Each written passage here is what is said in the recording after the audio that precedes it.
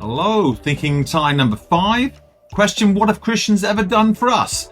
It sounds like a throwaway line, doesn't it? Almost a joke, like something you might hear in a debate perhaps done by Monty Python. But it's actually a serious question. Because if Christianity has shaped this country, then we should be able to see it. Not just in churches, but in everyday life. So what have Christians ever done for us? Well, in order to ask that question, we have to go back for a moment. Because there was a time in Britain when power sat almost entirely with kings. They could rule, tax, imprison, largely unchecked. Then in 1215, something shifted. A group of barons confronted the king, leading to the Magna Carta.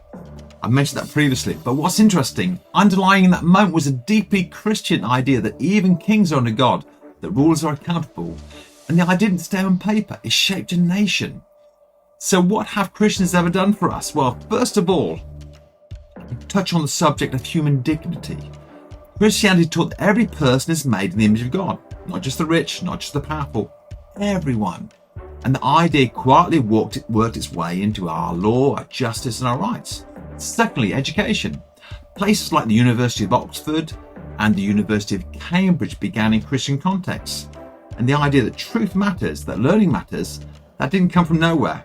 Thirdly, language and culture. The King James Bible shaped the very words we speak, the phrases, the rhythms, the imagery. It's embedded in the way we think. And fourthly, social reform. When the slave trade needed to be challenged, it was people like William Wilberforce whose Christian faith drove them forward. Then there's hospitals, schools, charities. The idea we should care for the vulnerable didn't just disappear. And here's a thread running through it all. It's the belief that people matter and that power should serve, not dominate. So think about this.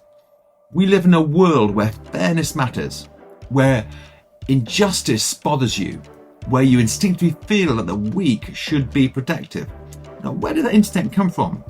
It didn't evolve in a vacuum. It was shaped over centuries by a story that said, the last should be first. The servant is the greatest. Love your neighbours. So here's the real question. If Christianity has given us so much, what do we need to do with it? Because it's one thing to inherit values, it's another thing to live them. It's easy to admire justice, hard to act justly. Easier to talk about compassion, harder to show it. So listen to these words. It says this in Micah chapter 6, verse 8. Act justly, love mercy, and walk humbly with your God. Let that be our prayer. Lord, thank you for the ways your truth has shaped our world, often quietly, often unseen. Help us not just to inherit these values, but to live them. Give us courage to act justly, hearts to love mercy, and humility to walk with you. Amen. So, Christianity didn't just build institutions, it built the moral instincts we live by. So the challenge for us is this.